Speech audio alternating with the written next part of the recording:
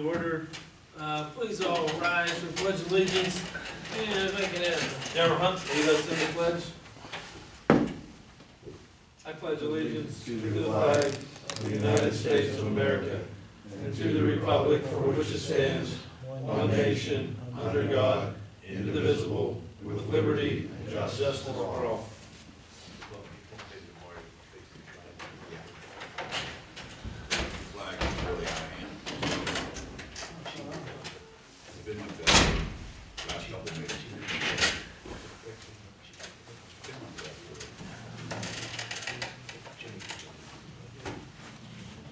We'll take our roll call. Mr. Brennan. Here. Mr. Ingles. Here. Mr. Stein. Here. Mr. Tishon.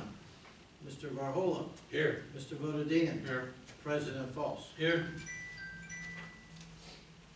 Yes, Rich is here, I think. No, I'm just kidding.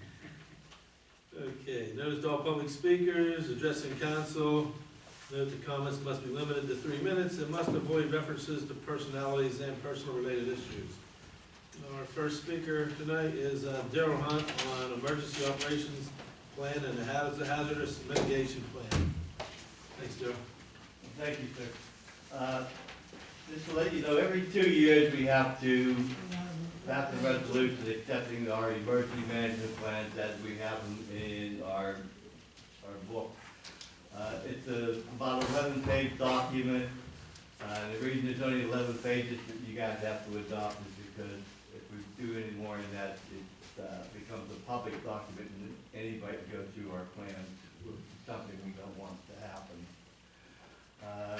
And we also have just received hazardous mitigation plans from the county. We've been working on this for over a year with county emergency management, the LAPC and Baker Industries to develop hazardous mitigation plans, which is a must for any federal grant.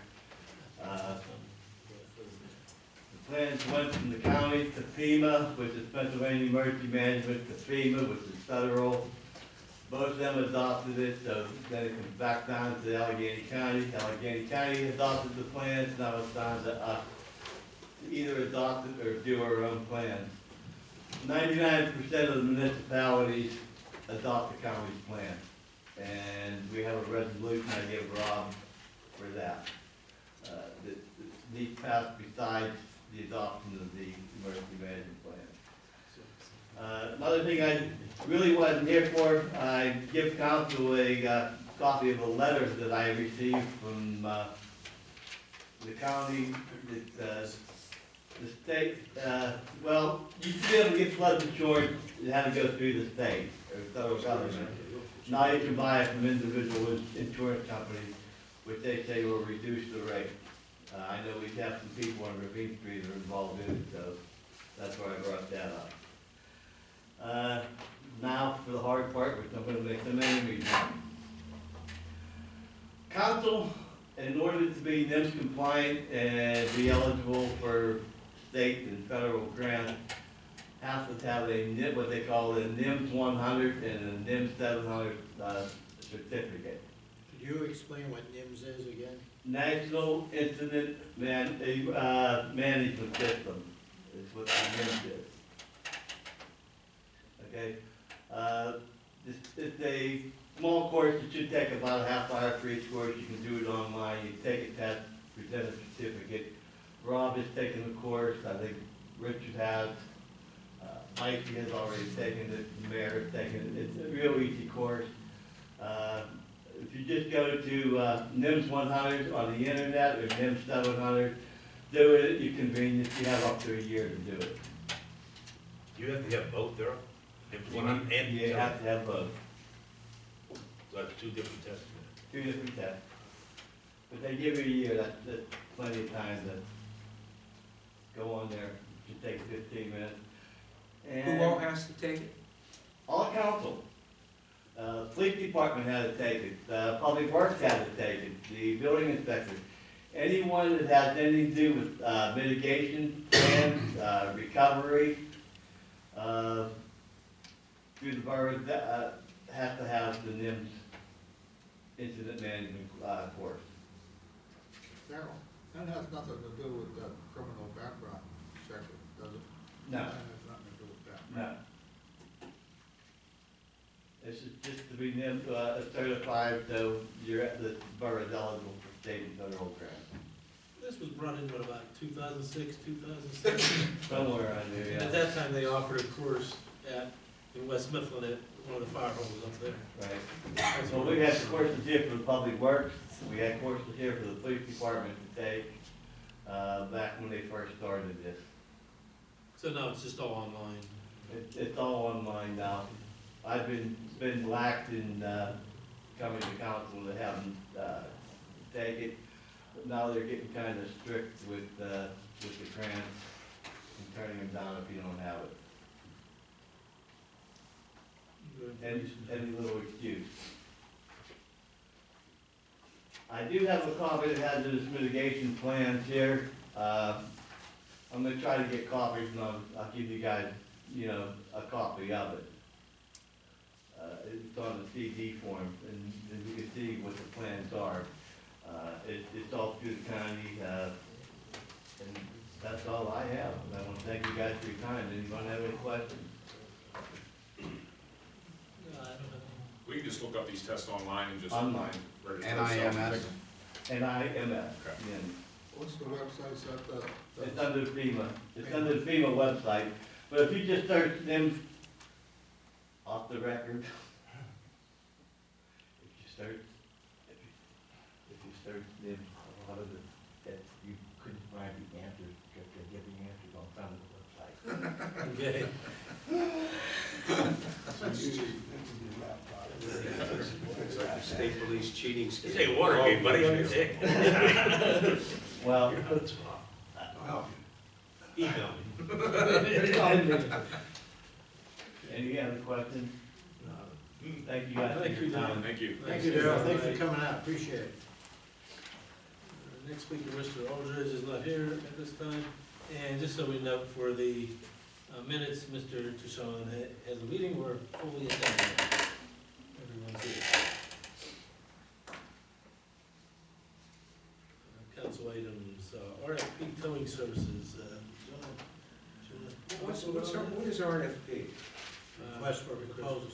Oh, you gotta help me out with this.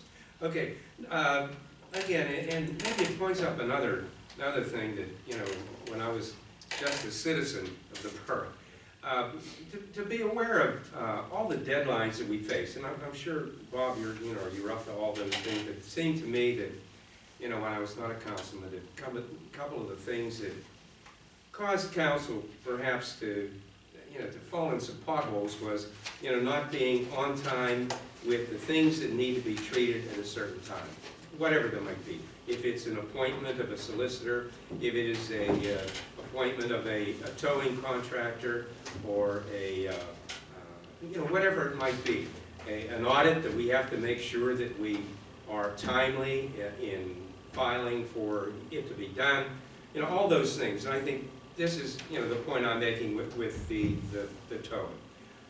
Again, in a discussion I had with the chief, and he said he has no problem with, whoever is assigned by council.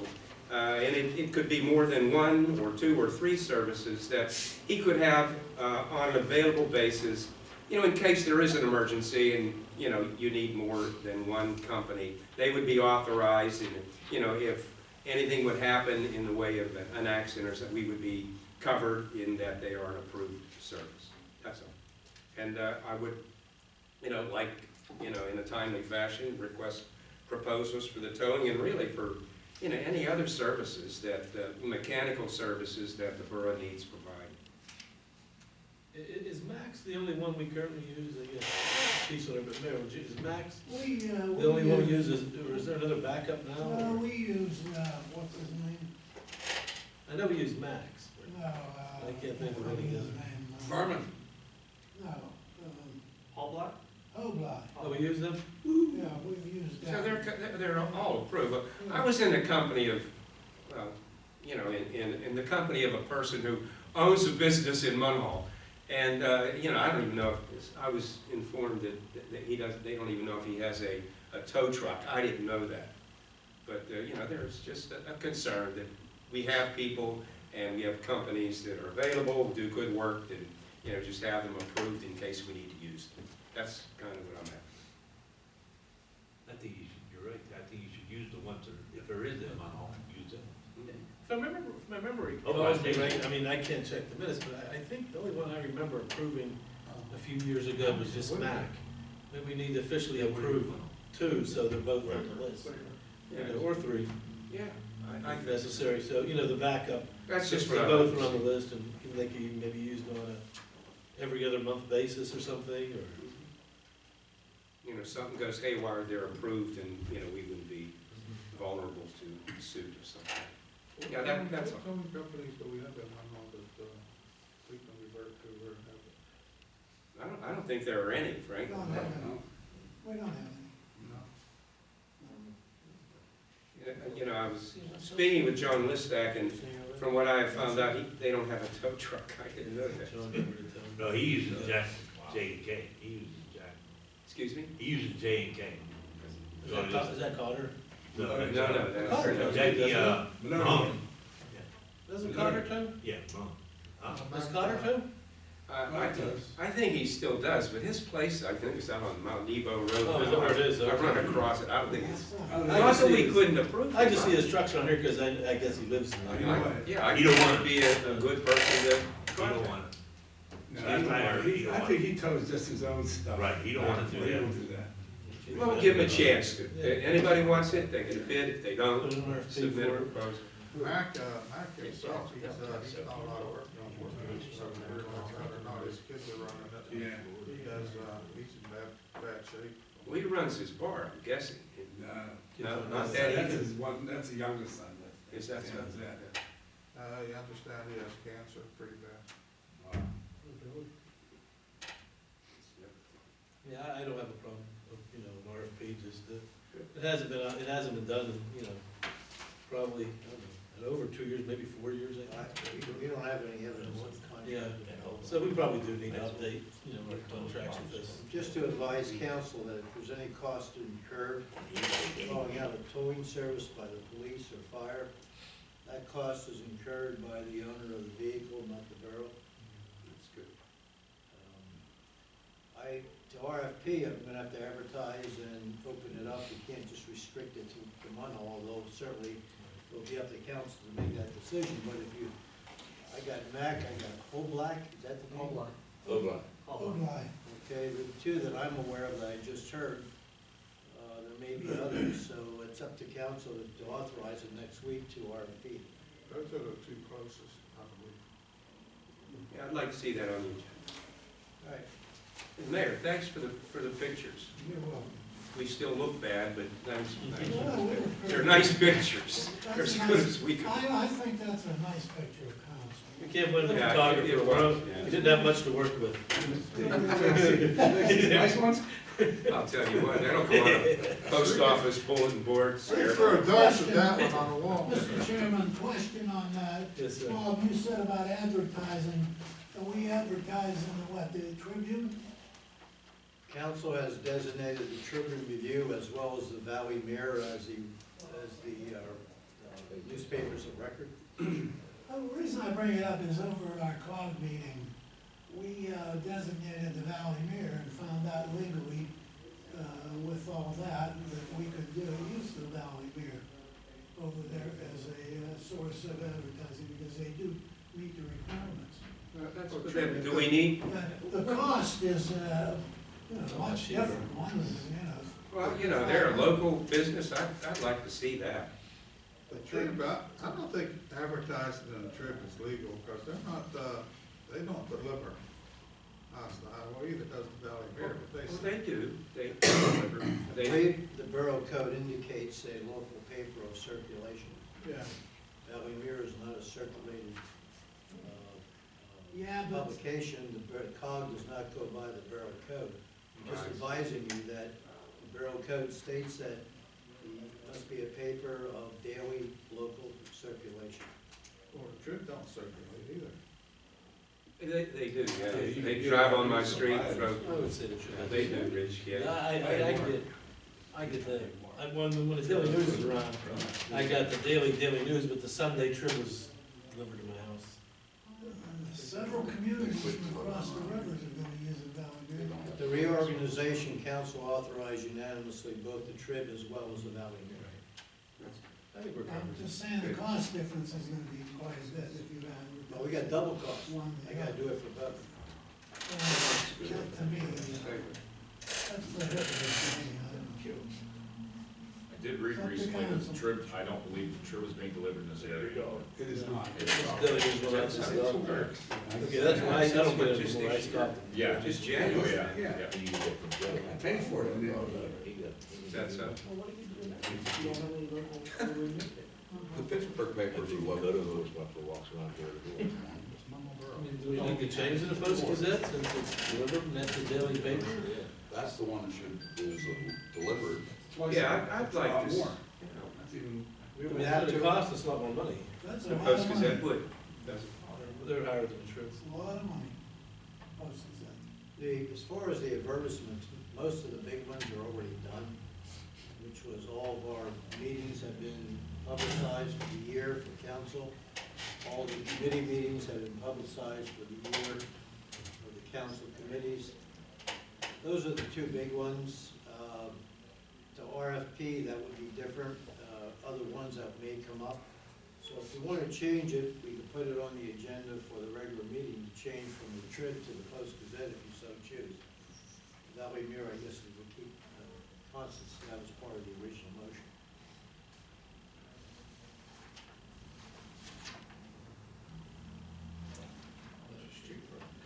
Trib's cheap. trip, that's why we chose it. With the fact that they don't deliver, would that disqualify them? I'll look at the solicitor's opinion on that, but it probably would. And then I'm saying we have no choice. We may have no choice. Hi. I can put it on the agenda. Yeah, you know, with advice as to what you discovered. We'll make sure you get Greg's opinion to see if we have to have a daily circulation that does deliver in the area. I mean, if they don't deliver, the only place you can get it is Kodos and supermarkets. Okay. Okay, we have the Main Street signs, Councilman Stein, wanted to discuss that. Yeah, I'm just looking maybe to finally put this to rest one way or the other. So I took a ride on Main Street, 6:20 a.m. the other day on my way to work, just to get a gauge on how many businesses have their signs on when they're not open. There were 12 businesses from the dentist office up to Borough that had signs on, 2 of which were open, Kogo's and Fals's. The other 2, or other 10, were not open. And they didn't necessarily have their main sign on. It might have just been a little neon sign, like a Bud Light sign in the game room window, or some sort of a blue neon sign in Mr. Zakis's window. But what I'm asking is just to come to a consensus. Do we want to consider passing some sort of resolution that says if the business isn't open, the sign stays off, or do we just make our peace with that dentist sign being lit, and people are just gonna have to adjust to it? Yeah, I talked to him.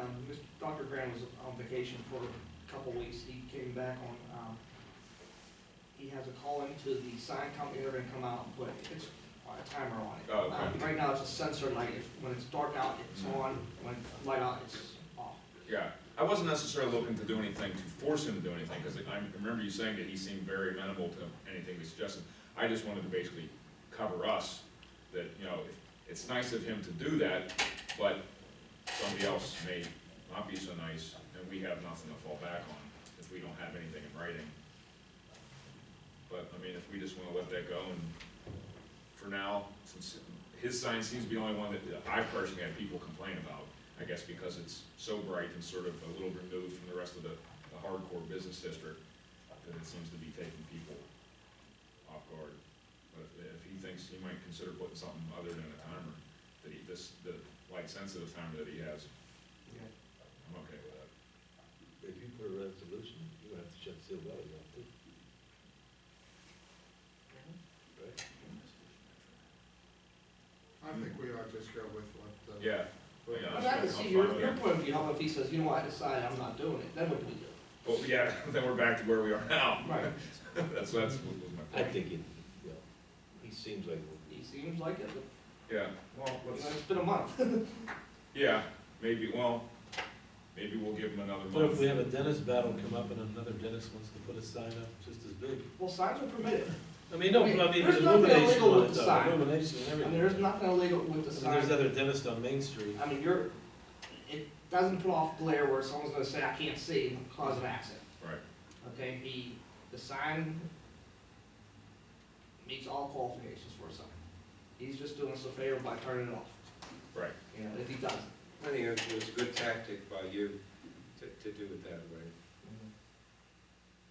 Yeah, maybe we'll just revisit this in a month, and if nothing's changed, maybe just give him a cordial visit, and just say, have you made any decisions, got it, you know, and if he says, yeah, I changed my mind, and whatever, we're not looking to pressure him, just feel him out in a month from now and see where he stands. But what are we gonna do if someone comes and complains about State Farm sign? Because he has two bright signs. What are we gonna do in that case? Where are they? State Farm, right in the middle of Sean, the I lawn. guess. I mean, he keeps his signs on, they're pretty bright also, Where's the office? right across from, Randy's. Randy's Bar. Yeah, His sign's pretty bright, Skyrim's is pretty bright, bright. the But insurance well, they company- weren't on when I went down the street at 6:20. No, they're on more like at 12 o'clock at night, They're on all night. they're on all night, yeah. But that's a business district right That is a business Yeah. district, so is, the doctor's office been there for well over 40 years. there. I understand that, I'm just, Yeah. with perspective. Yeah.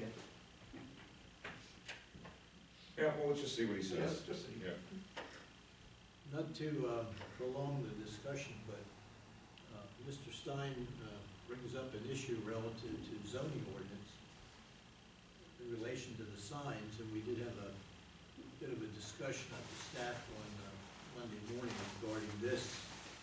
And generally, I don't know when the last time the zoning ordinance was updated, but it should be for any number of things.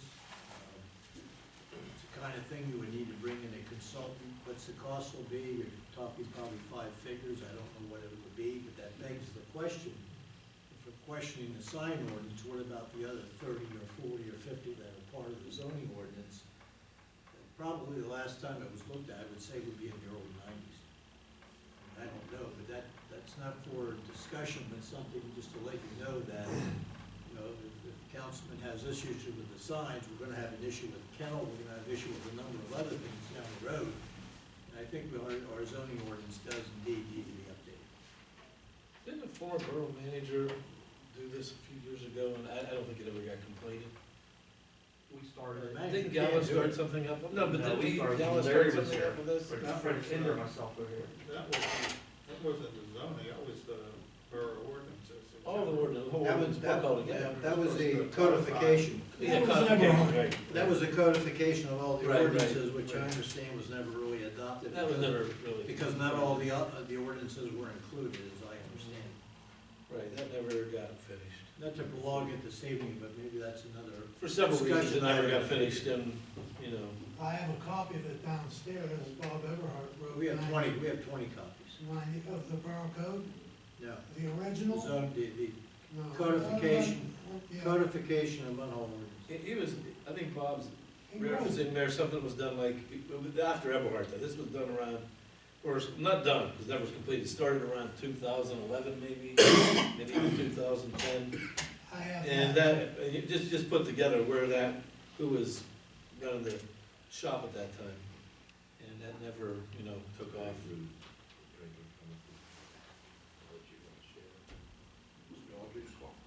Mr. Aldridge, no, he doesn't, can you, he does come over and speak. Okay, I think you have some items you wanna just. Under management items, a number of things. We did send out this draft agenda last week.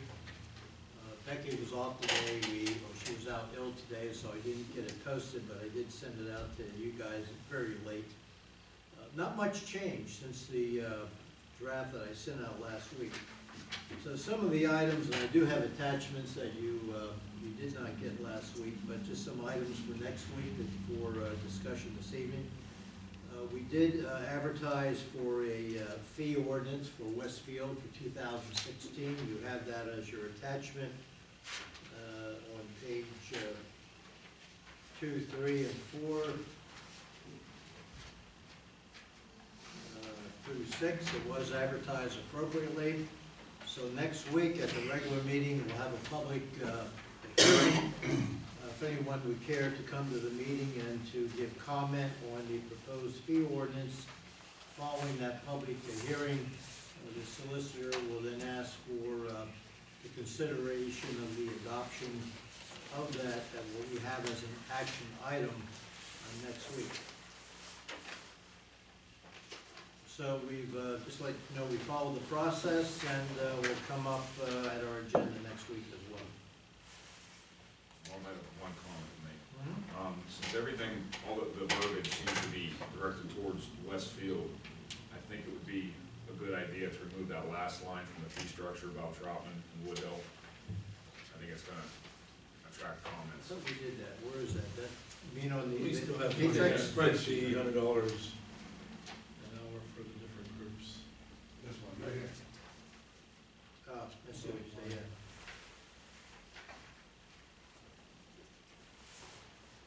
Yeah, that of course is not part of Westfield. Just to let you know that the Troutman and the other ones, that a number of those teams have already registered to play in those fields at no cost in 2016. That's a good point. We'll strike that. Thank you.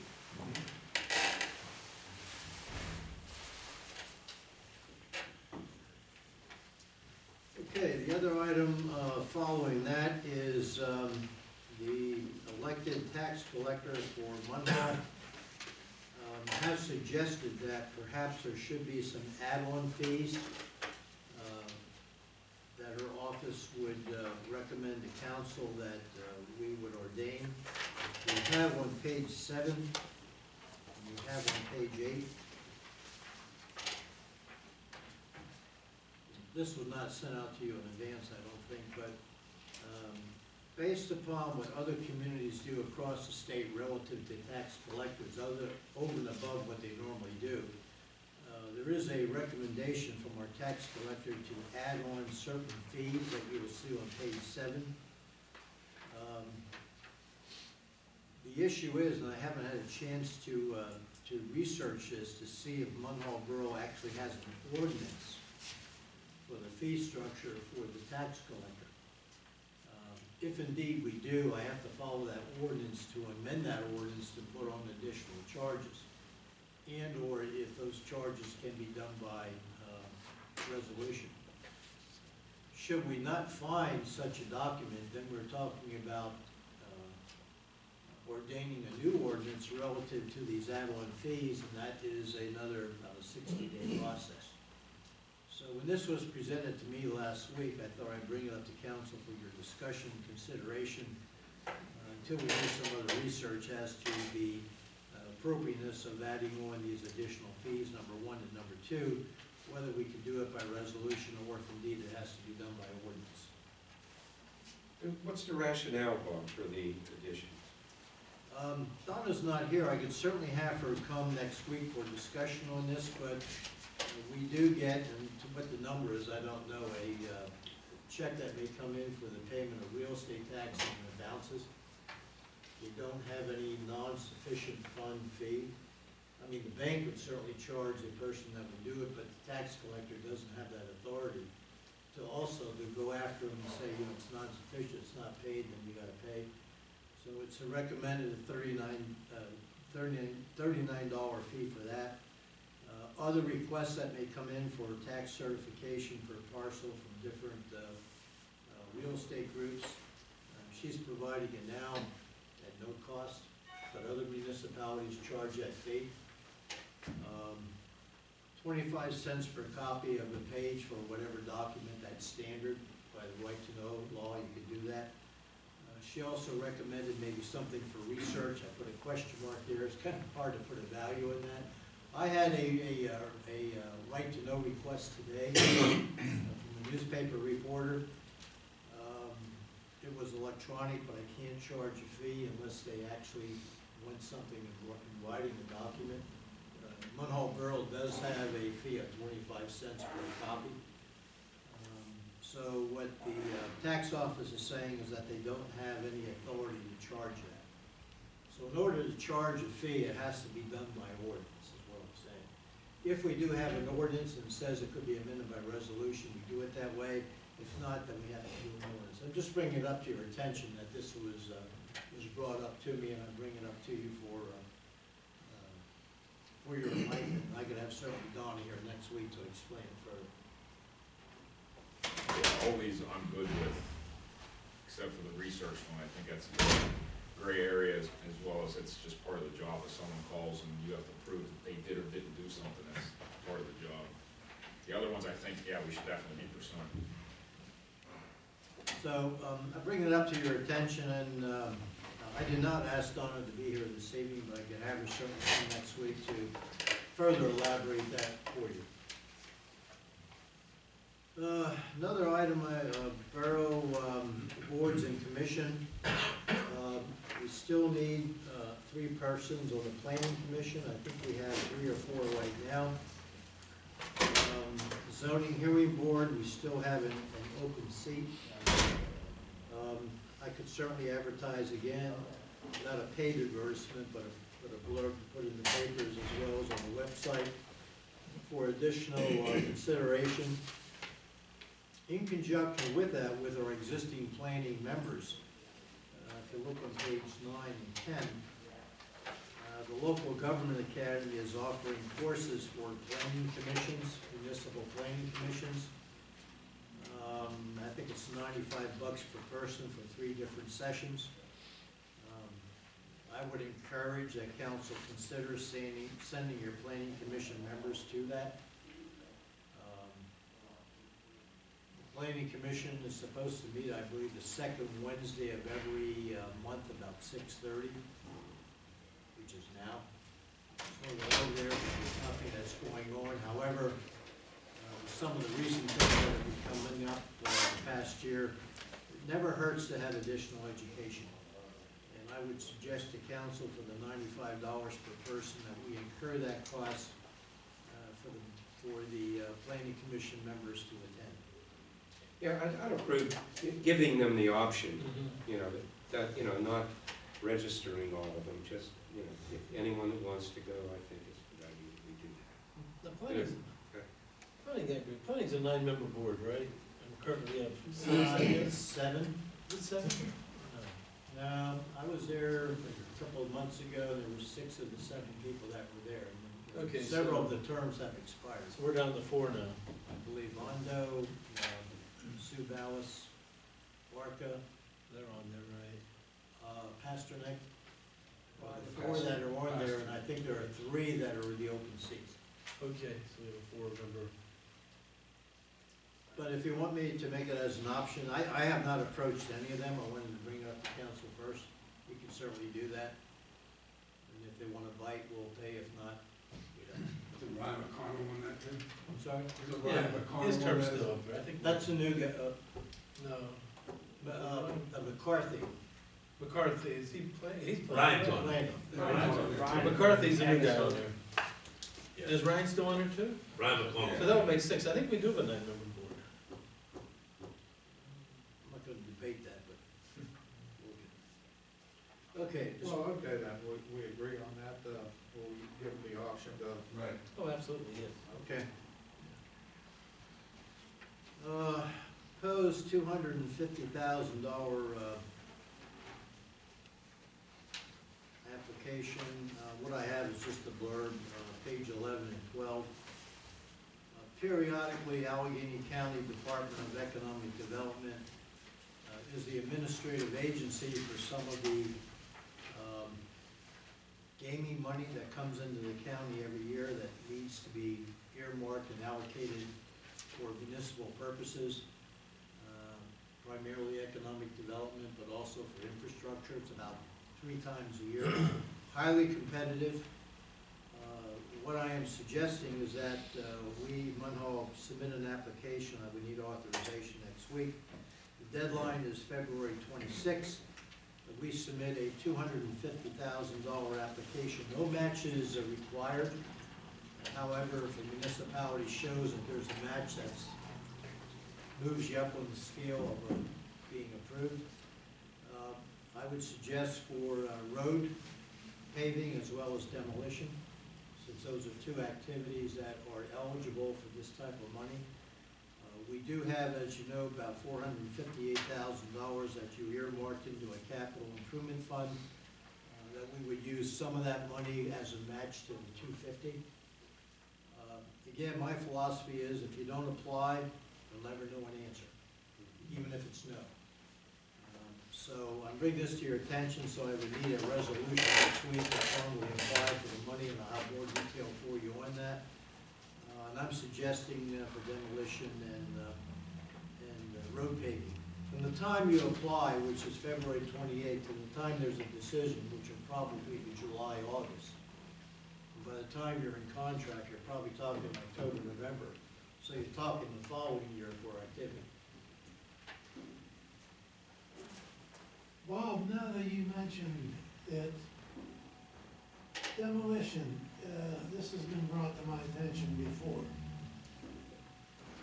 The only way we're ever gonna get 408 East State Avenue torn down is by going not only through, this type of a fund, but to me, it seems like it would be proper because of the cost of the demolition on 487 Eighth Avenue, that this would fit right into this category along with that. And it's been brought to my attention before that we should go to the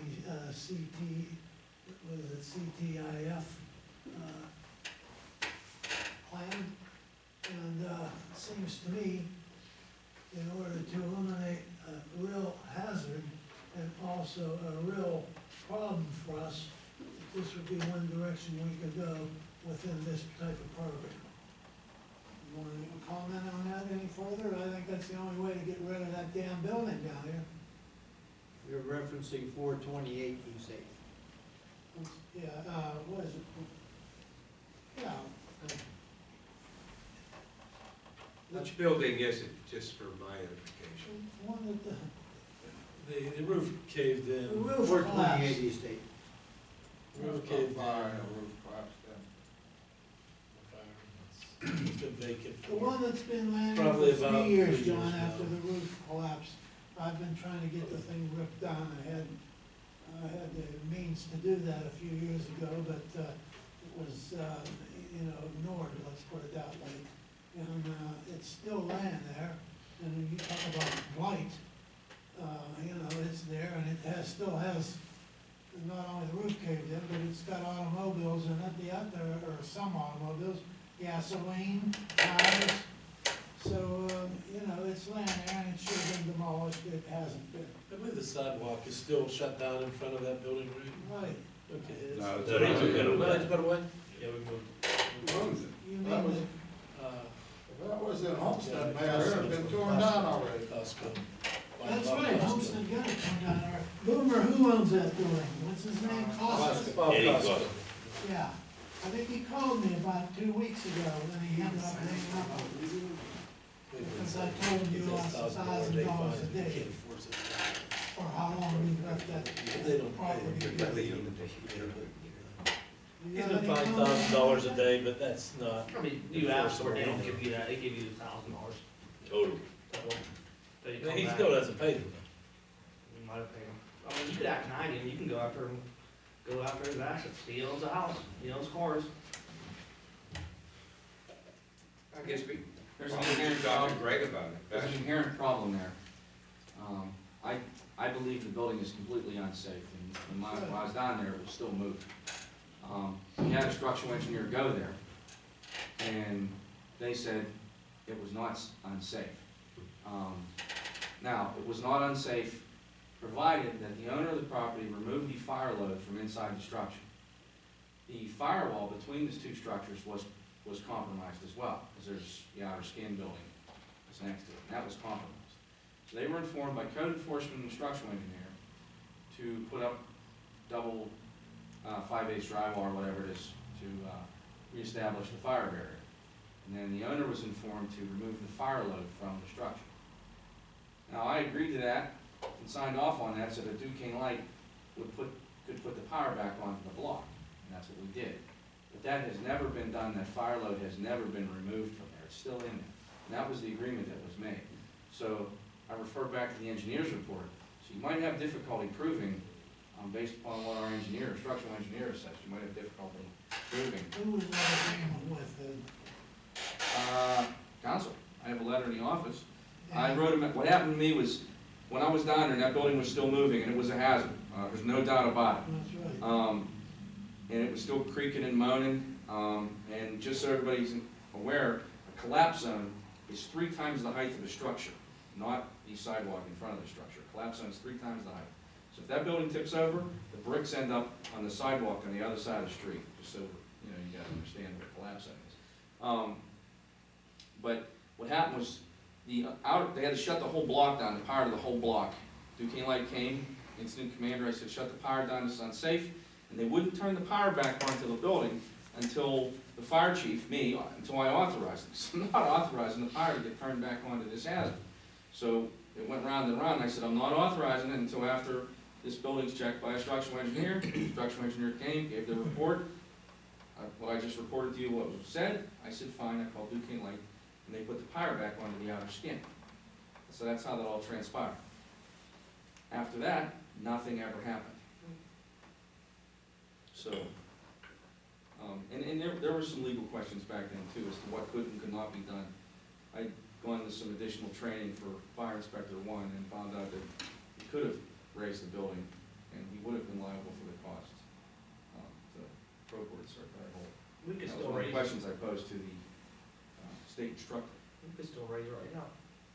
I'm out of it, you know what I mean, at this point, I think my responsibility is done. I'm just kind of advising you guys where we're at, because I know you weren't around for a lot of it, so.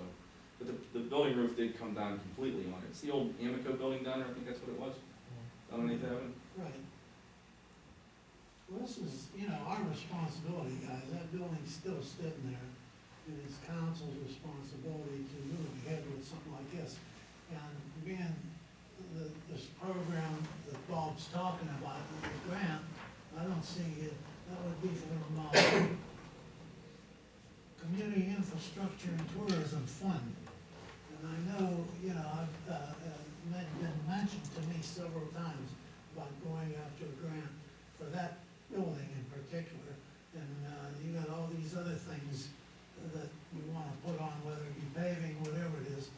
I think council ought to try and proceed and see where we are legally, either with engineer and also, because that damn thing should have been torn down 3 years ago. Like you're saying, we can raise the building and then just encumber the owner? Well, that's, Eddie, John, is I that don't what know you where it said? stands right now as far as the legal. I couldn't get away with saying that now, because that building's been standing, unless it were to move again or something. Then we could It's have, been absolutely, legally because it, you know, the firewall's impinged upon, there was the fire load there, we could have done it at the time. Now, you probably wouldn't win the argument from the fire department standpoint. Are there What taxes would paid? what would our next step be, as far as, getting that building down? What do we have to do to? That's my question. I think a suggestion is a good one. We have that sum of money. It would seem to me a pretty good way to spend a little bit of it. Because, you know, listening to what I'm hearing today, you know, there's a safety factor. It's obviously an eyesore. And, you know, it's blight. I think whatever we need to do, you know, if we could write a grant for part of it and match it with, and I'm sure it isn't gonna be cheap. That's not gonna be cheap. One thing is, it's not up to date on the tax rolls either, right? What, if I can offer one more suggestion. He was told to remove that, Boomer, you can back me up on this, he was told to remove the fire load and all the hazards from inside there Yeah. 4 years ago. That never happened. So I would think if council had a leg to stand on, that, to rip that building down, that would be your platform. I mean, he's been given enough time, and they give him 30 more days, and if you can secure the funding, it's a suggestion. Either way, you know, it doesn't matter to the fire department at this point, because if the building does catch on fire, we're not making entry into it anyway, we're just gonna put a buildings around it. And again, for the 10 millionth time, the night that happened, it could have been torn down for $28,000. I had the crew, the demolition people sitting there, and I got stopped by the solicitor and counsel, and telling me about, the legalities, it might cost us $100,000. My answer was, it's gonna cost you $100,000 anyway, because of the hazard and all. It should be long gone. Gentlemen, we gotta proceed. I thought that was 24,000 you got a quote on. $28,000, that building would have been long, that next morning, it would have been an empty lot there.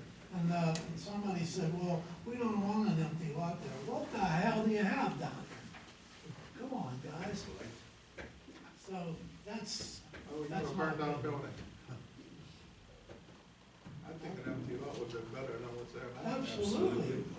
So let's proceed with something, let's move ahead. The property has already been legally condemned, you could tear it down tomorrow if you wanted to. What's the Number two. already cost? Number two, we did have it on the demolition list through the COG, the CDBG 40 program. There was a potential buyer, it was taken off, we put it back on. We took it off, I wrote a letter to the Council of Governments that has the money, and the mayor and I disagree on this, but I was asked to write a letter saying that it is officially off, and that decision was made because council at the time did not want to put forward general fund dollars against the $25,000 of CDBG, because the estimated quote was between $75,000 and $100,000 to take it down. And at the time, council did not want to put general fund $75,000 against the CDB 25. That's why it was off the list. You can tear it down now. The CITF application I'm suggesting doesn't mean we're gonna get the money. You can still tear it down with or without the money. But I'm suggesting that for this application, a resolution, both demolition as well as paving, we apply. We're applying, and there's like $3 million available, and there's gonna be like $28 million of applications requested. But you say it would enhance our possibilities if we indicated that we would be willing to match. Oh, yeah, no match is required, but we have the money to match it. And I would suggest. I don't think do we have a that. choice. I think we put that in our application. Again, you're, by the time you get a decision, it's gonna be in the fall. Springtime and summer will have come and gone, we'll have snow again before a decision comes, but my point is, if you don't ask, you'll never know. Can we tear, like, just question, can we tear it down now and then put in the reimburse? No. They Once we won't. tear it down, it's our Never. money that tears it down. That's a good question, I don't think we would get away with that, but no. We'll tear it down, you pay us back later.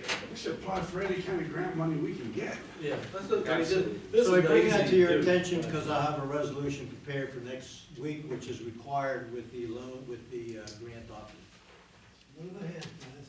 Next item, the Allegheny League of Municipality Conference. Oh, you skipped the What- hazardous, Oh, I'm sorry. hazardous mitigation plan. I'm sorry, the emergency, I asked Darrell to come just to give you an update on it. We have to, I think I brought it up last month too, we have to reauthorize our existing emergency operations plan, which the police department has. It's a kind of bureaucratic procedure. So I had Darrell just to give you an update, but we'll have that on the agenda next week to adopt that. I'm sorry. Next one is the Allegheny League of Municipality Conference. That's page 15, 16, 17. I've heard from all council members, the entire council will be going to this.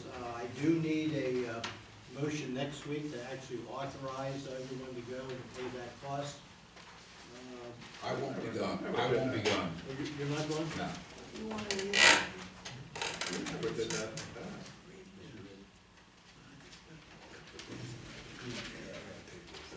I think once the budget was approved, that, when we approved the budget, it meant that what was allocated in the budget was spent. It's up to you. What we have is training. We don't have it allocated for any particular purpose, it's training. Well, I agree with Rich. Okay, anyhow, I don't need to do it if you don't want me to. but all council has expressed, Mr. Brennan's off. I think you're 2 days, everyone else is 3 days. So I do have to get the registration in for everybody, and I do have to get the check paid. Is the mayor going? I'm not gonna go, I haven't been on the last few, but you know, I'd appreciate a report back from council Right. whenever you come back from. I would like the to bring up another point, I think at one time we used to authorize the chief too to go. Because there are some things that I believe that the chief, that would relate to things for the chief in this. I'd like to authorize the chief to go also. In my stead. In your stead, that'd be fine. Talking about the fire chief? No, I was actually talking about the police chief. I got a picture, You you wanna- can come there with me. Some of You you- said chief, you're right, Rich. There's more than one chief, you're right. No thanks, Rob. But actually, I did, yeah, I was referring to the police chief. I'd like to see He that usually goes authorized. up. Well, at one time, he used to do that when he was with the, I think we used to send him up, and then when he was on the sewer authority, he went up on the sewer authority's dime.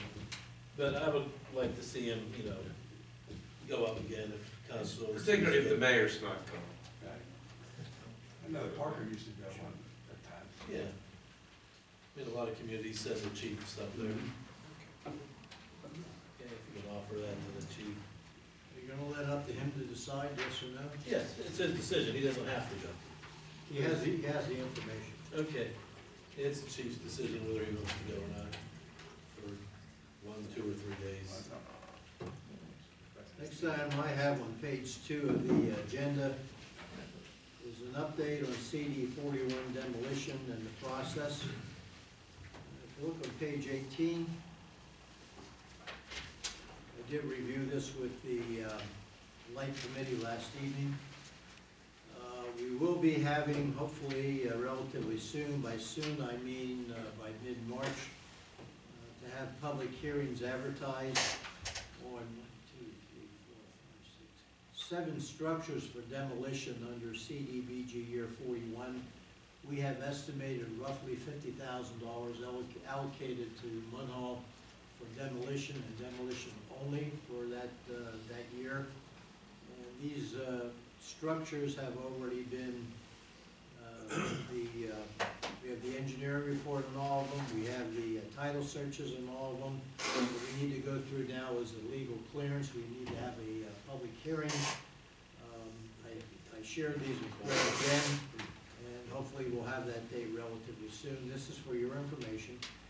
We also have 2 other structures that follow that under CDBG year 42. We're only gonna have $15,000 available for demolition. Actually, we'll be allocated roughly $45,000 through the COG for CDBG. But we're only allowed $15,000 of that 45 designated to demolition because a policy change has been made by the county that they want less of the scarce dollars coming in, going to demolition and putting more into low and moderate income neighborhoods, as was the original intent from HUD. At any rate, we have 2 other structures that we have one there on that application. I'm hoping to piggyback those 2 with the public hearing for the original 7, because those 2 will probably be taken down summer, fall. Again, that's for your information, I just need you to know that. Yeah, could I add that, you only have 15,000 because, as you said, the county has changed the rules effective for demolition. It'll be a lot less from now on, but you do have on your list an ADA automatic doors in municipal building for $20,000. So you add your 15 and the 20,000 or whatever it is, that, we have going on there. So there's your allocation of money from the COG. Question. What if one of the properties that you have on your list falls off the list? Why don't you have a couple more properties on your list as backups? Or can you not do that? I would say you can, Rich, but it seems to me, you're not gonna have enough money to do, not half of this, but having backup, I think, is never a bad idea. I think Boomer can answer that question. How many did you put in, Boom? Probably 12. Well, I think we got, up to you, but. Yeah, a few years ago, you could do that, the county discourages that because it mucks up the bureaucratic process from their end of it. Do you see some that may fall? Well, I looked at the list last night at the meeting we had, but I brought to your attention the structure that's on the pathway down from, Charles? down on Charles Street there that's burnt out, and it's, probably wouldn't take $3,000 to remove the rubble that's left. There's still standing walls down there, and kids do walk down that pathway. So what you're saying, For if one school. comes off, can you substitute that That's one? what I'm asking. Under the CDBG guidelines, no. Okay, It would have to be next year. so, We do it ourselves. That one down there, Right. that's not gonna take a lot of money. What I'm saying is that we exactly. put in this application, this was last year. Costs more than tearing it down. Yeah. Do it ourselves. To answer your question, Councilman, no, you cannot substitute. Okay. But we can, I agree with it, it is horrendous, and it looks like it would be an easy job. Get to it. It looks like it'd be easy, but like Rich said, to get to Well, if we can do it ourselves, we can get a quote for it, though. it. You know what we're talking about Well, that? my question is then, What I would the suggest, $15,000 that you say you have allocated for, you have two properties that you're putting in for a certain number there, they have already been put in, that's already been applied for? yes. And does that number come up to under $15,000? We don't know till the bids come in, it may be 14, maybe 13, maybe 20. Okay. It's hard to say. It's not to say at the time that the contractor is selected, that ourselves, we couldn't ask him to say, hey, take a look at that one, give us a price and we're gonna deal with it. Yeah, but at that point, you can't use the money that's allocated for it. No, we'd have to use our own money. Right, so that was my, the whole intent of my question was, why don't we put another property on that list? We can't, And you answered yeah, it. we can't now. Okay. Sorry to disappoint you, but if we could move on. Municipal building complex property structural analysis. I heard from the mayor, I heard from some council members about the age of this building and this property. We had a meeting with the Chester engineers last week. I had their structural engineer walk through the building. I've asked them to give us a proposal, probably by next month, of what their costs would be to do a thorough analysis of this building as well as the property itself. By property itself, I mean sidewalks, other than just the building, and what the estimated costs of repair or replacement would be on any number of items, from the boiler to the roof to the windows. I bring that to your attention because the building's getting old, as some of you expressed to me. So I hope to have a proposal from Chester of what their costs will be to do a thorough analysis, number one. Number two, from that analysis, what their guesstimated costs will be for replacement or repair over the next 5 to 10 years. So I bring that to your attention that we should have that proposal next month. Again, I've heard that we may be going out on a multi-million-dollar bond issue in 2018 because the TIF will have expired. We're anticipating getting an additional $800,000 in real estate taxes. And a portion of that could be set aside for debt service on that $15 million bond issue. And some of that bond issue proceeds would be used to the repair or the replacement of items in this building. So that's the purpose of the analysis. So hopefully next month we'll get that proposal from Chester. Again, this is for your need to know. Next item I had was the Pennsylvania Department of Conservation and Natural Resources, the Multi-Municipal Comprehensive Recreation Plan Grant Award. That's a mouthful. A year ago, next month, Homestead, West Homestead and Munhall, we went together and put in an application to DCNR for a multi-municipal recreation plan. What that means is to take a look at all of our recreation facilities, what is needed, what's going to get them up to speed for safety and liability, what equipment needs to be replaced, That's among the 3 boroughs.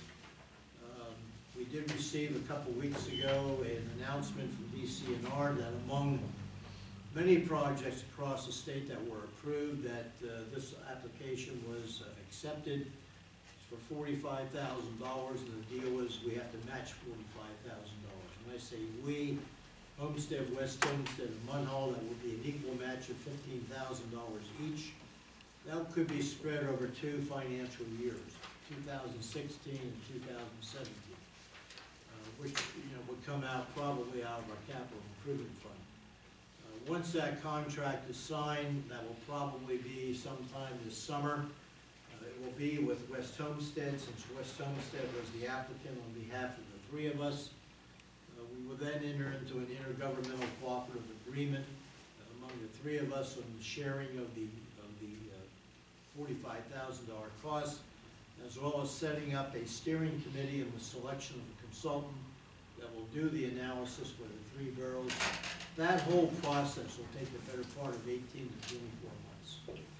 So I think I passed out to everybody that we were successful in getting that grant, and hopefully we'll proceed on that.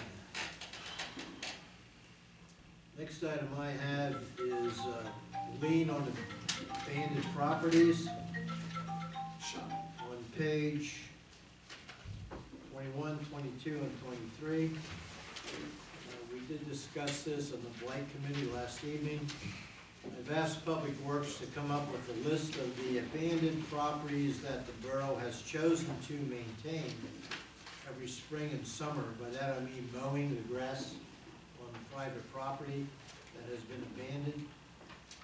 Mr. Bicey came up for a list of roughly 100 properties that have been maintained with government funds for some, as you can see, 10 years, 6 years, 5 years, and an estimated cost of both labor and equipment and fuel that was applied to those particular properties. We're talking about roughly $100,000. I'm going to recommend to council that we authorize our solicitor to file liens on those properties for those amounts. I don't know what the solicitor cost would be on that. Certainly there will be a cost of the filing at the time.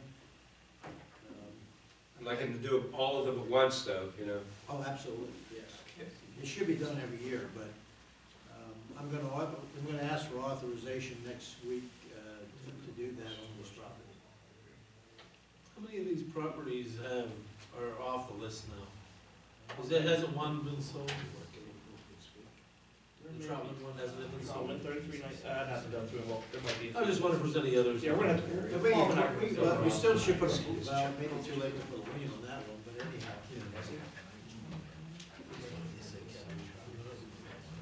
Next item I have, I don't have any handout for it, but next meeting, our regular meeting, our meeting is at 7 o'clock. However, at 6 o'clock, for those of you that can be here, our PNC Wealth Investment Advisor, Mr. Shapiro, will give a presentation to council on both the police and the non-uniform pension investments.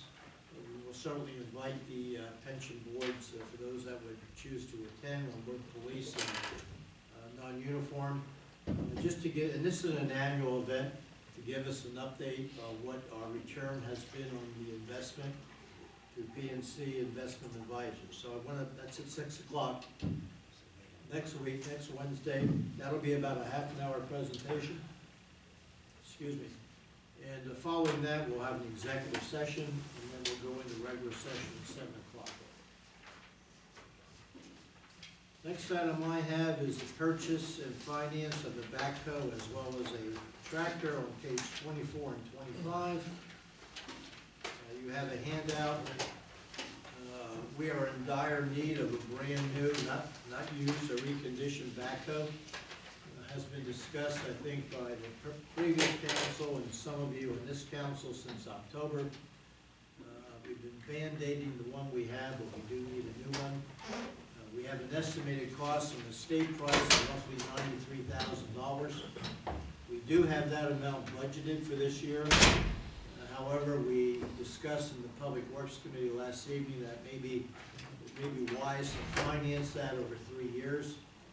that will loosen up some money that's not budgeted for what Mr. Bicey tells me we need is also a tractor mower. Estimated cost of roughly $17,000 as a replacement of our existing one. And certainly, we would have that money in the budget if we decide to finance over 3 years. So I bring that to your attention because that will have to be an action item next week.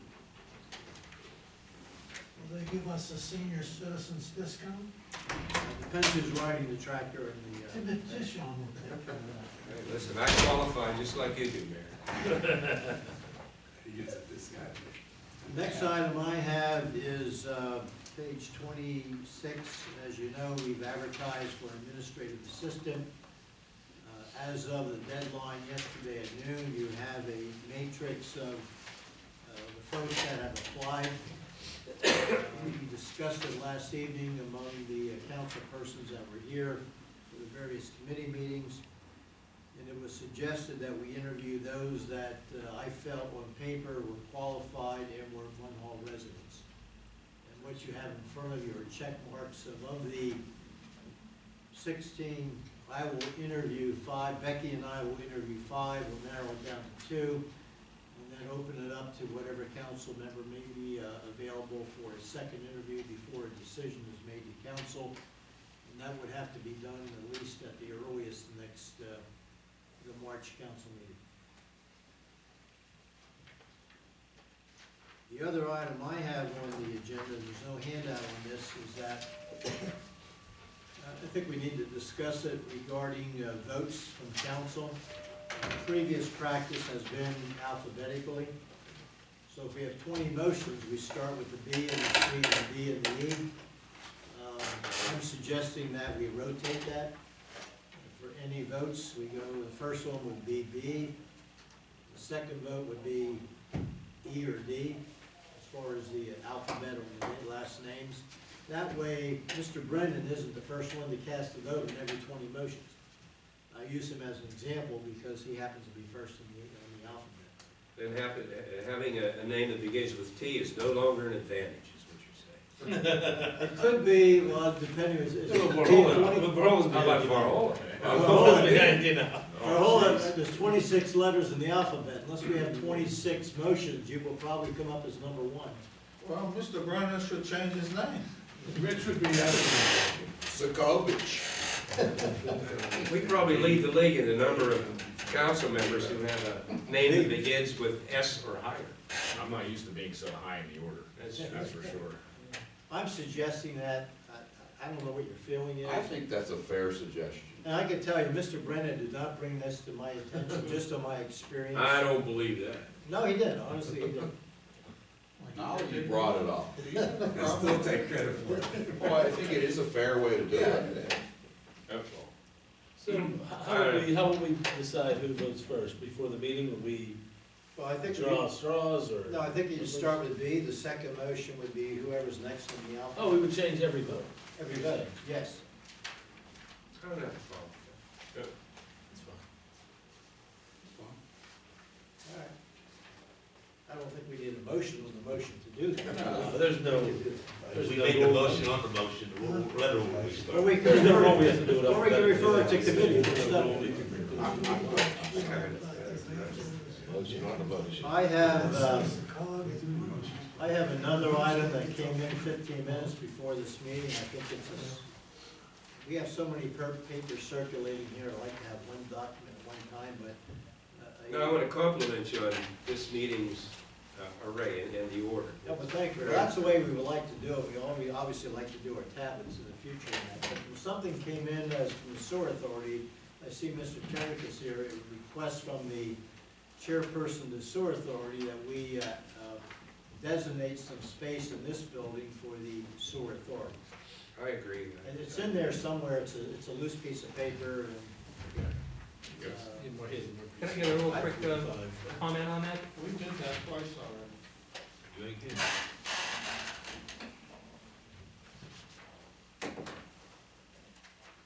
Do you want to comment?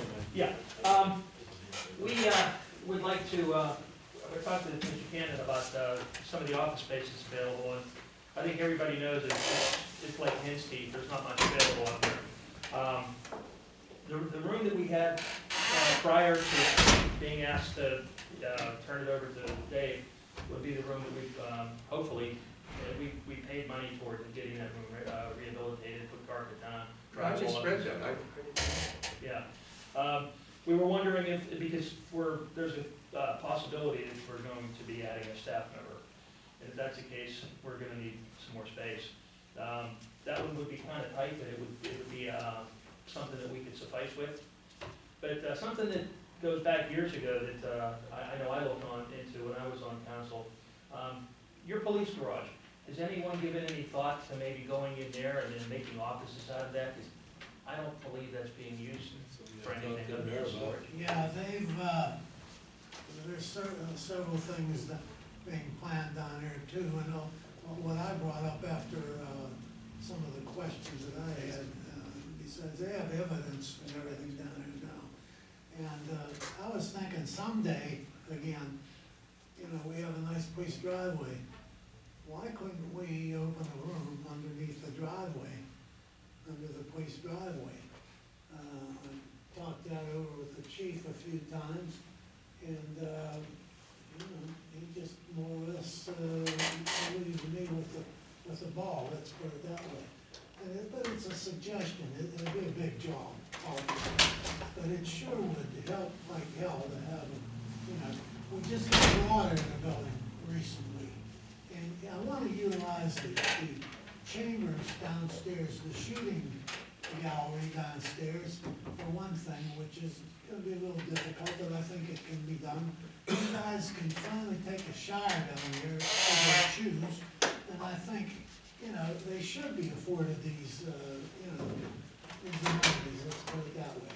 So, as far as that goes, Michael, yeah, they do have, they do have plans for some of the things, because, we're just being over that. What evidence is becoming a real problem with us, and we need the space.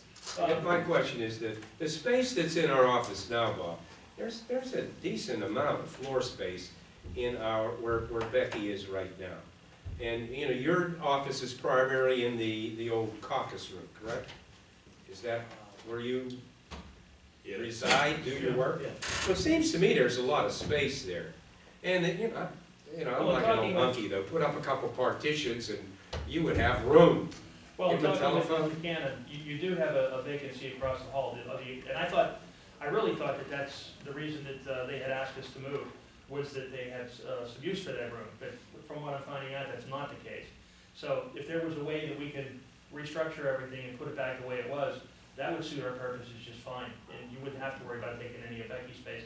You're gonna be hiring somebody, and I guess the question is, where are you gonna put them? I don't wanna prolong this, but that begs the question.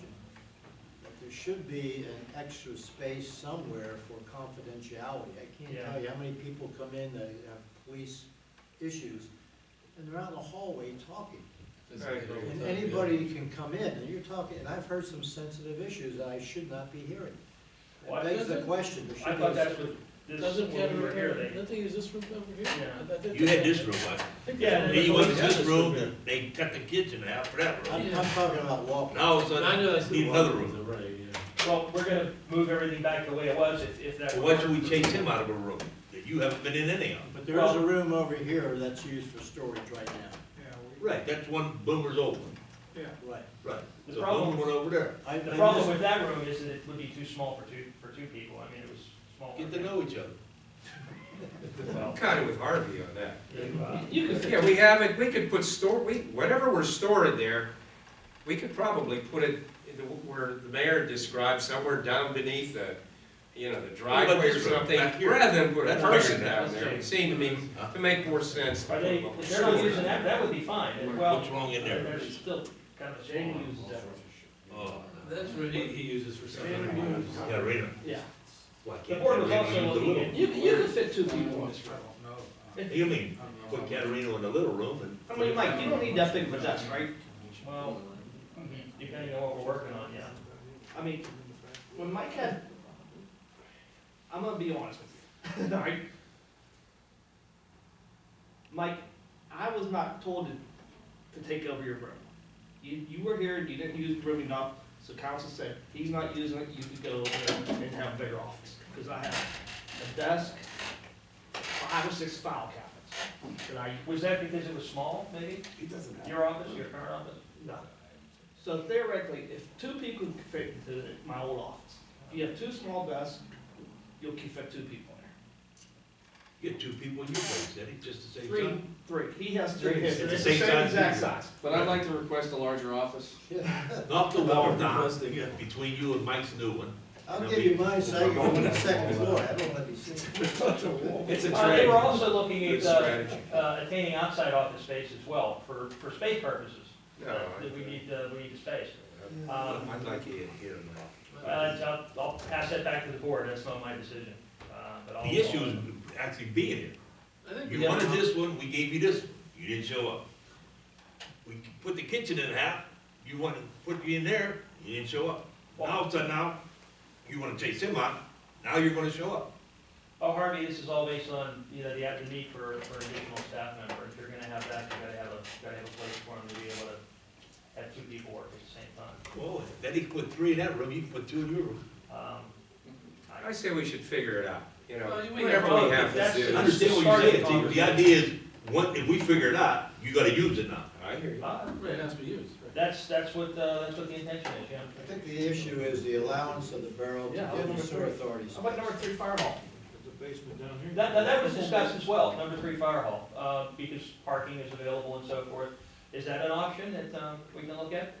So, Well, you can go wherever you wanna go, I don't Well, think we can. You guys own that building, so. What's the storage like at the number 3?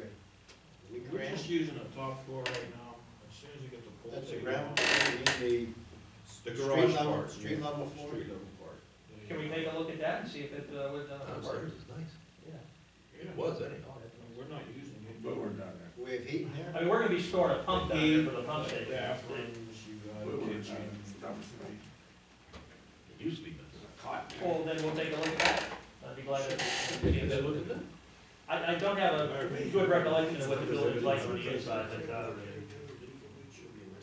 if that's. I agree, We'll should get be that. in this building. Should be in this building, because that's where people come in. Why, I agree, Michael, I'd like you in this building. why can't we see if we can put Caterino's stuff in the, where you were, and put him back here? This is bigger. How much stuff's Caterino got in it? I don't know. I don't know, I haven't been in there. Well, we can So look. you got a lot of stuff in there, Mac? Yeah, when you comparatively, again, the type of work he does, why, Don't he take people up here interviewing them and stuff? I'm just trying to. Well, how about if we look at these options and get back to you and, Yeah, I don't think we're ready to make a decision tonight, but I think the decision I think the decision that council is agreeing on is we're gonna find office space okay. In this in building. this building, right? And, I as it think was- that's what we have agreed on, but As it we was just haven't before, agreed there on the was spot. no additional cost to us. And again, Well, we did pay for the renovations on the office, and I do think that's what the board was looking at. They wanted to move back into that office. What So office? I'll leave that up to them. Which one's that? I'm sorry, What office are you talking about? where we were. You paid to have that renovated and you never used it. Well, That's where that's what room we is were now? talking. I was told by a council member that they did ask him to, they did tell him to see if he could use the space. I was none the wiser. I thought that was something that they wanted to take over for him, and they were gonna utilize the other office that was there. But that never materialized for any purpose. But then, Who told you to go in that? Council. I didn't know nothing about you. Yeah, I'd say President Lloyd, since he said it wasn't being used, you can go ahead and go move in there. It wasn't being used. well, That's right, no. it How long have you was. been in there, bud? 2 years, year and a half, 2 We're years. gonna worry about who puts you in there. Yeah. Yeah, it's probably incidental, that's, Yeah, I he's- think we it's know what we irrelevant. want to do. Yeah, oh, by the way, you could go ahead and use it, it's not being used. Right. We had a, well, then we can look at some of these options and, report back to both boards, and, I'm sure we can come to an agreement. Is that okay? Yeah, we can certainly. may I add, we're going to be doing renovations, we have a big bond issue coming up and all that stuff like that. This magnificent structure, this borough building has been sorely neglected. We have a roof up there, two ends of it that weren't touched whenever they were here to do it. This entire edifice should be looked over, put some money in it, and make it what it should be, the pride of Munhall. The best thing, Mayor, is when they built this thing, Yeah. it was like Hitler's bunker. It has lasted, it is solid, It's a but it magnificent does need work. I think that's one of the things we put on the agenda for next week is for Chester to give us, to look at this for a complex property structural analysis, So so. that'll be next Well, month. we're on We that. won't have the report till next Oh, month. okay, we won't have it till. I mean, if we have it next week, that'd be great, but that'd be next month. Okay, well, thanks for entertaining our thoughts. Okay, Next week. I'll talk with We're gonna get you an RV and put you in the back on wheels. You got the tiny Hey, house that police on wheels garage, now. you could put at least 4 occupants in there. That's all. Bob, can I get them out?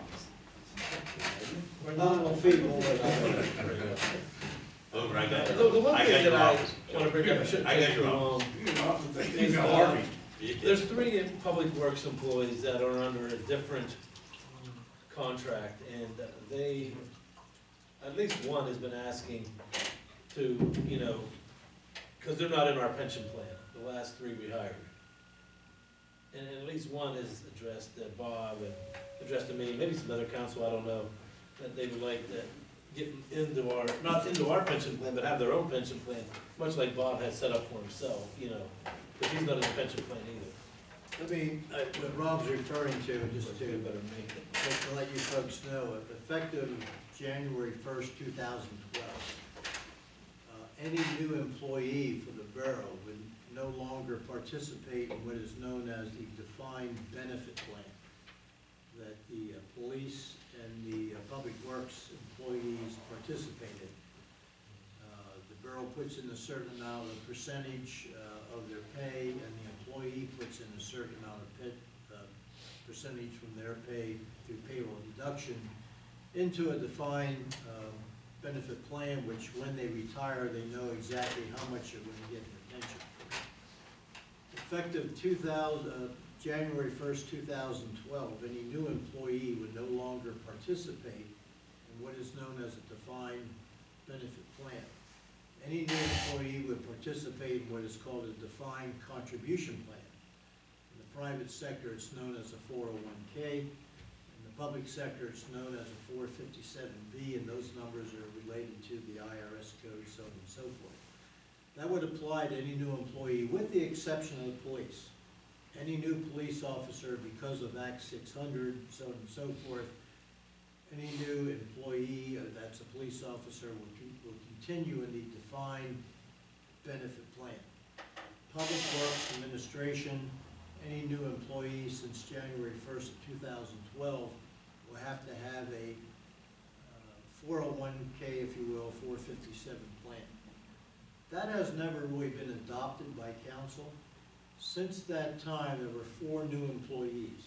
I was the first, and then there were 3 on Public Works. I asked council if I could roll over my existing 401K with my existing wealth advisor, which is valid, VALIC.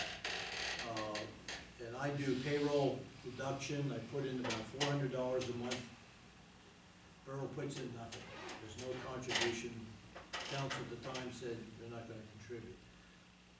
The Public Works folks are also eligible, the 3 new ones, to participate in a defined contribution plan of 457. One of the employees I've been talking to off and on, and admittedly delayed on it, wants to continue with his wealth advisor, which is a VOLPE, V-O-L-P-E, and to roll over from his previous employer into this. The 2 other employees, the new ones, I haven't talked to them at length, but they are certainly eligible. According to the Public Works contract,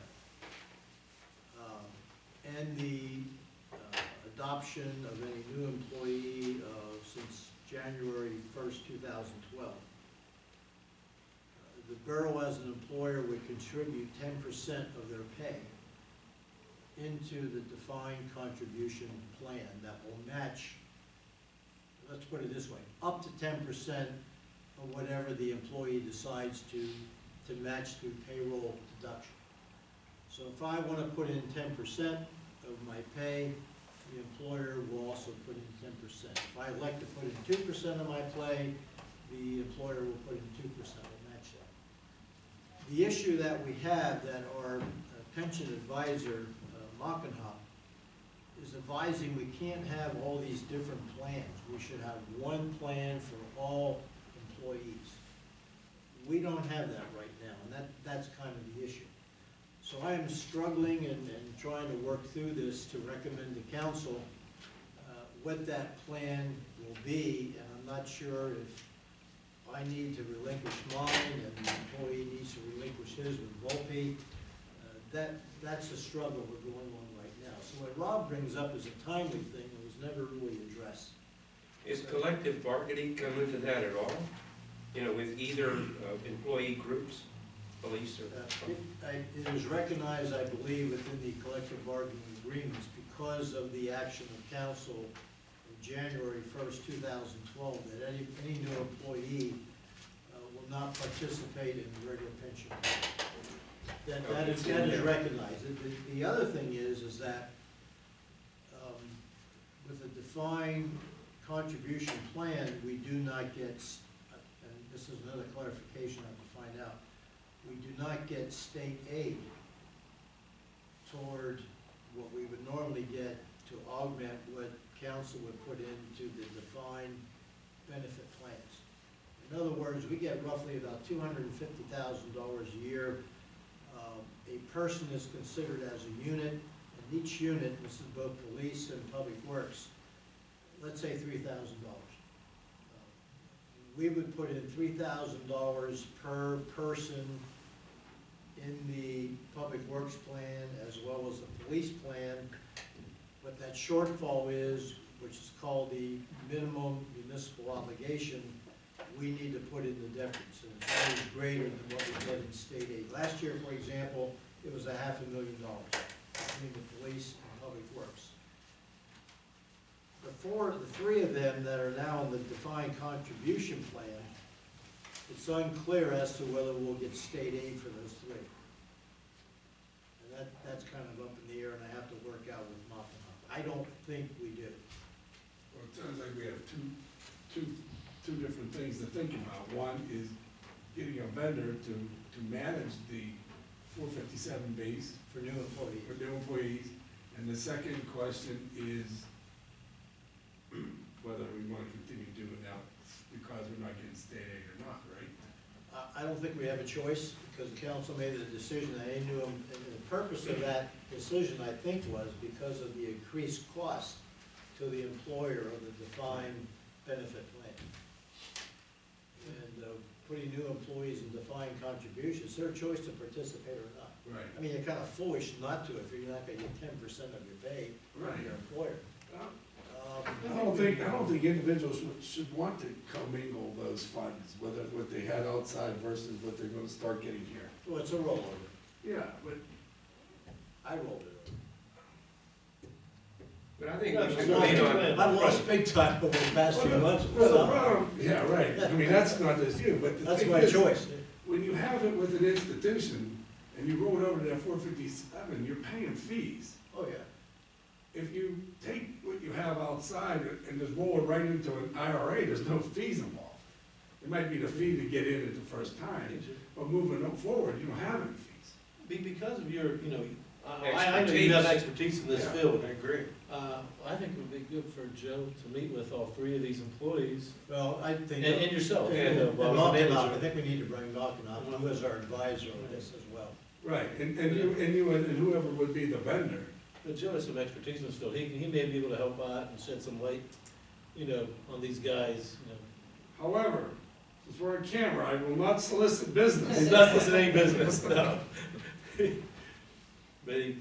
But I mean, that's what the whole thing is when if you're separating, and that's the idea behind the 401K, for 401K is, when you separate yourself from one company and go to the next, that you can do with what But you you can want still with those roll it over, funds. yeah, I just chose Right. to stay Yeah, with the him, whole other because version- we didn't have a plan in Right, place. right, but to move it from one 457 to another 450 doesn't make sense, to be honest. You can do it, but you're paying fees.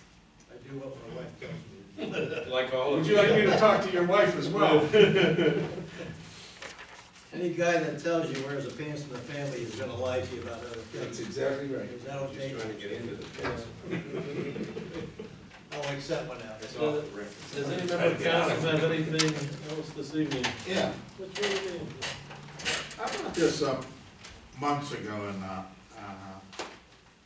nothing, we never acted on it. That's about an ordinance that we have right now, as far as how many people can live in a house with, so many square foot.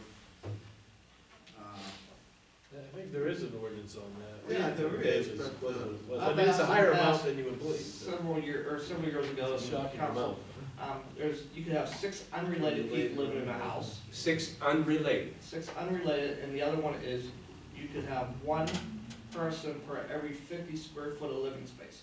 So my house, if someone's renting my house, they could have 21 people in there, and we couldn't do anything about it. I think we ought to change that or look at it. One person for every 50 foot of living space? Every 50 square foot of living. My house is 21 person, people to live there. And I That's couldn't make do a it. liar out of me, Harv. And you That's have more 6 people than you unrelated have people in a- living there. Yeah, we're trying to find Turn frat workspace house. for Michael. More people in a frat He house. uses ours for office. Why not? And another, It does now. and another one we should consider is like zoning Munhall Gardens. You could have 2 family houses up there, there's no parking up there right now. Person turned a single family house into 2 families. I got around 5 phone calls on it, there's nothing I can do about it, it's R2. Is that, see, it would seem to me you'd be able to do something about that. No, it's an R2 area up there, it's residential 2 family. R2. All Munhall Gardens, where there's nowhere to park up there now. So, I mean, but this is all in our zoning, like Bob said, mentioned earlier. Well, this- those homes were built when you had 1 car every 8 buildings. Now you have 8 cars per 1 building. Could you show some of those people this vacant parcels?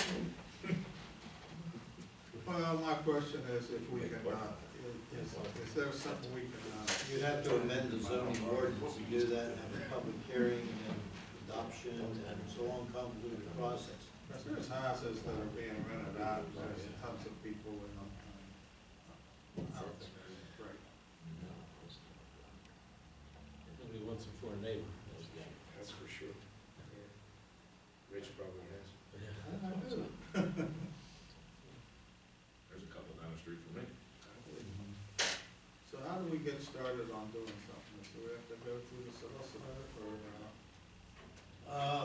Yeah, we probably would need a solicitor involved to do some research, because I think since our zoning was adopted 20 years ago or whatever, to now, I'm sure there's a number of ACLU cases that have been litigated, civil liberties and those kind of things that we need to, I'm not saying we need to agree with it, but yeah, we do need to make sure we don't violate any existing law that's been enacted since we adopted our ordinance.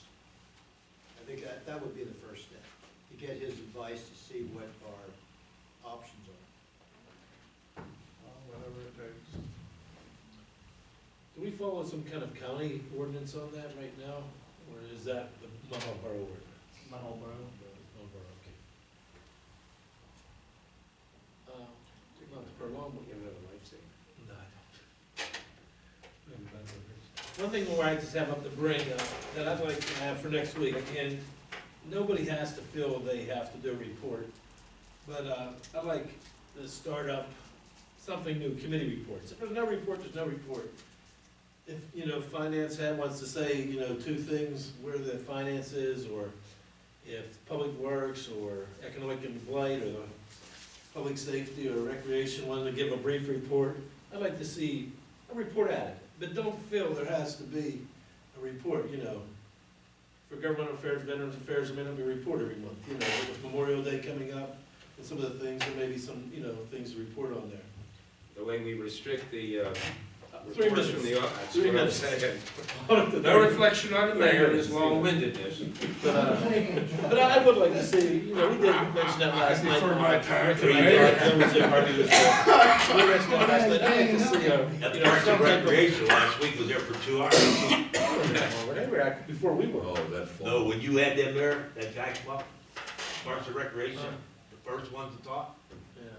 mayor usually touches. Well, the on mayor everything. touches a lot of the public safety, the mayor does touch a lot of the public safety. If you But if there's wanna- things with the fire that you wanna speak on, which, let the mayor have the police things and you speak on, you know, fire and emergency services. That's not, you know, but if somebody wants to do it. Regular meetings or workshops? Regular meetings. Okay, you wanna do a workshop? I'm gonna workshop. Shorten meetings. Okay. And another thing we discussed is, we have a motion, right? It says motion, second motion.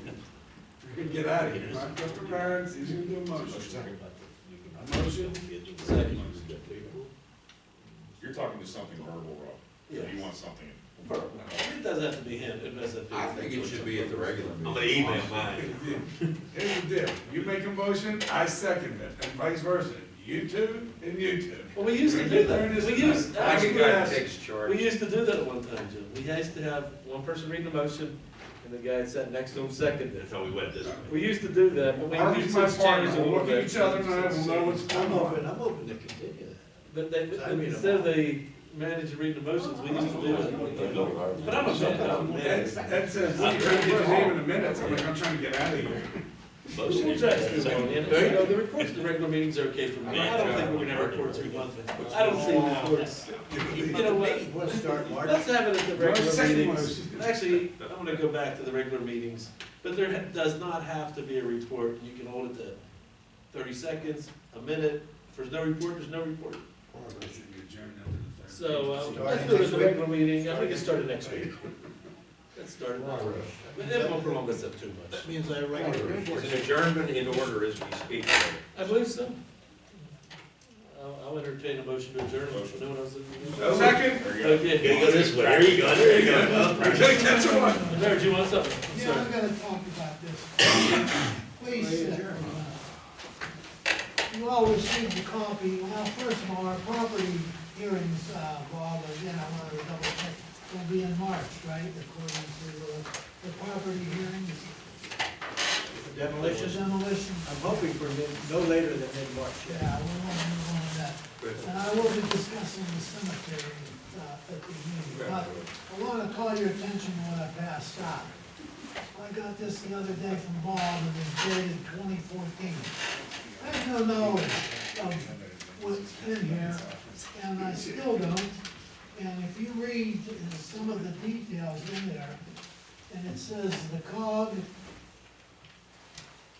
and proposed partner, which is Munhall Borough, in this particular case, and it's been in the paper, is Homestead Borough, and that's well and good. I'm delighted that we're getting money. But there is some things there that really, I never knew about.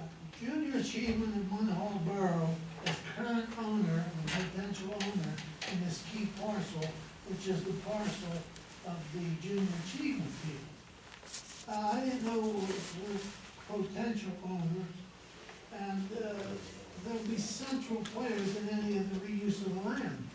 Well, who owns that land? Is it, first of all, does, what do you call it? Do we own it? Are they parks, Mayor? Junior They parks? achievement. I was on President Junior Achievement. Yeah. I would bet they're a public park, and Well, Junior no. Achievement probably cuts the grass, or it's a Well, they school don't do district. anything, They don't do anything. that's the problem.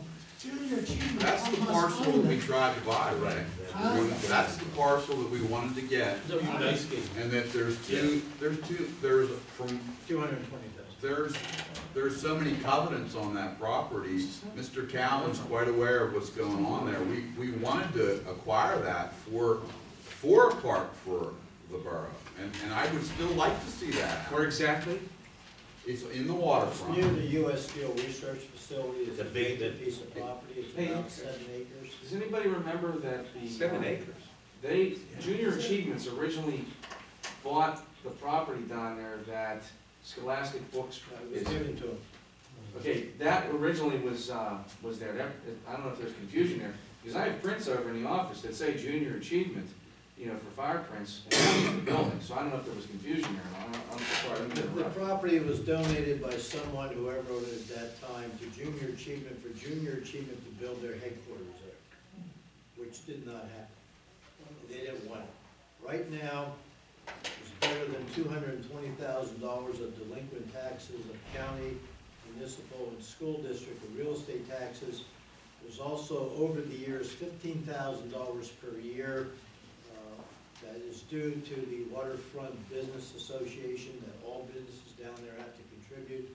There's also a number of covenants on the property that, when it was investigated as to whether the borough wanted to buy it, particularly for leisure, at that time it was an ice skating rink and deck hockey during spring, summer.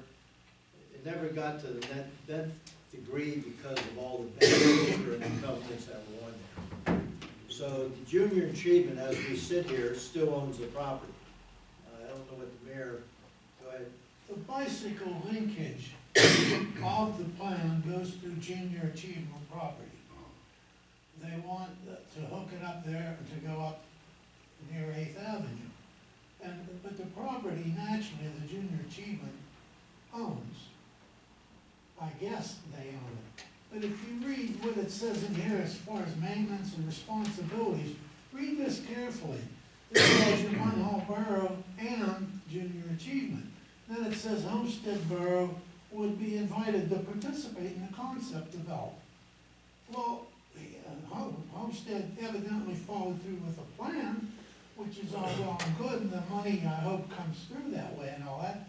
But at the same time, what's Munhall's responsibility? This is right in the middle of Munhall Borough, and they run right through the property with this linkage. Are we going to be responsible for maintaining the property, cleaning it, so on and so forth? Is there taxes? I know there are delinquent taxes on that. He That's just crazy. said there was. Yeah, Mayor, what I gave you, the mayor asked me, what the mayor is referring to is that the Department of Community and Natural Resources, at the same press release where we got 45,000, also, and there was a press conference down on the waterfront, and I believe I sent an email to everyone who may be available to attend. Homestead invited us to attend, I was there. Yeah, yes. That the Secretary of DCNR made the announcement that Homestead will be getting $100,000 in conjunction, I think, with the Western Pennsylvania Conservancy, to have a connection from, I think, the business district in 8th Avenue down through the waterfront to connect to the trail, which is down by those, the pump house and those houses down there. That money will be designated for an extension of that trail up to 8th Avenue. And the mayor asked me, he said, well, where exactly is that? So I was able to acquire the document that he's referring to. I think it's old, and I don't know if that's part of the agreement or not, but it shows that that extension goes through the Junior Achievement property, which is in Look at Munhall. your map. What But part of it? I'm not, Right through the middle. Right Look through at the your middle? map. I don't That's think, Mayor, terrible if that that's we, the case. I don't think, Mayor, that we should have any responsibility of maintenance. We don't own the property. That's not what this says. What you have there, I don't think is a proposal. I think there was a concept. It goes right through the middle of the property. Yeah, it's Yeah. right in the middle It of makes it Munhall. useless. No, I'm just trying to figure out why it's going right through the middle of Munhall, and Homestead got all the grants and everything like that according to here. They applied for it a year ago. What's our responsibility on it? Is there any? And if you read this, it says Junior Achievement and Munhall Borough as current owner and potential owner of this parcel, a nonprofit and borough will be control players in any reuse of the land. The owner, whichever entity, would need to participate and provide appropriate authorization, and that's what I'm wondering, where was the authorization? Do they need a permit to put that through that property from the borough? Well, this is They what don't need a I'm trying to permit. find out, Mayor, where it's in the middle of Munhall. I can arrange to the mayor, the manager of Munhall to give us, if you care to, a presentation next week. The document you have, I got from him, I think it's an old one. Lloyd, No, the manager, Homestead. the Munhall manager. Munhall. Homestead. Well, I'm sorry, maybe he will be one day. Yeah, well, an explanation would be good. At any rate, I can have him come and give you an What's our update. responsibility? This is a block of land. Before that even, Ray, they need to go to the Borough Planning Commission and ask for permission to do that. They can't just draw this That's up what and I'm run it wondering, right who through. authorized all, that, and I don't know a damn. Well, they thing could about it. say anything, they could put anything in print.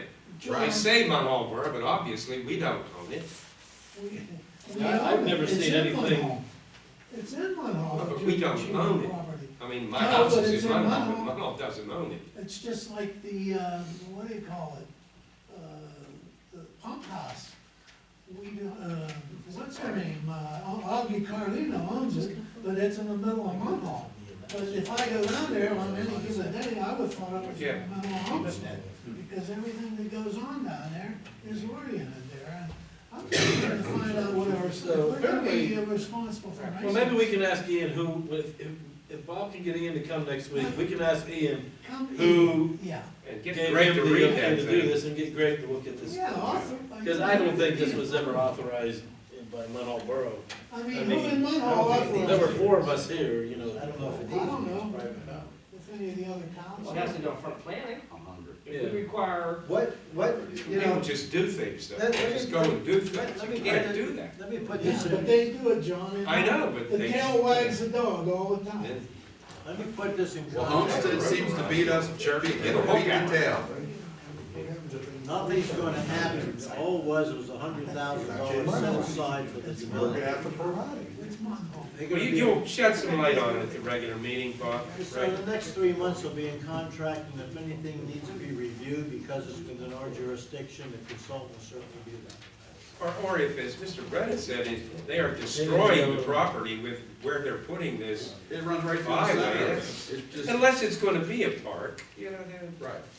But if it was gonna be a park, they could trail that thing to the other edge, to the outer edge, And make it more. and make it more user More friendly. beautiful. I mean, we just All need it to is figure a out- trail going right through the I heart of know. the property Exactly. and connecting you behind it to the bicycle. Honestly, trail. that would have been a great piece of property for us to get. But we just need to be in the loop on this a little bit, and I think we need to talk to the homestead manager.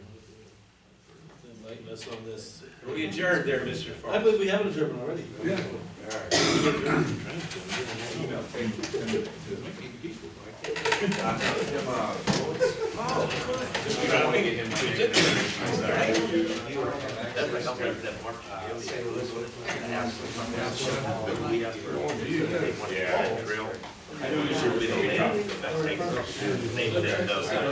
You had them last night, yeah. Yeah. I agree with you. That's what I meant. Not after we adjourn, that's the wrong. If you just drive it to the. He's called me. Burned out, he just, don't do it this way. Yeah, that's fine. Let's get no money out of it. The only time where the money's gonna be. How can you just reach out to the city attorney and try to say, okay, we're gonna start finding you if you call us. There should be some, you can't just start doing that. It's been a long time. Somebody's permission to an argument.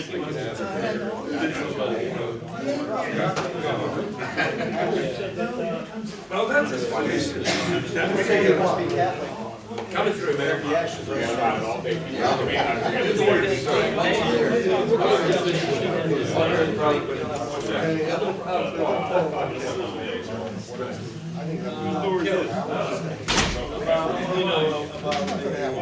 concerned about sign up. Yeah, I caught wind today. Well, they just started on it, but she's still working.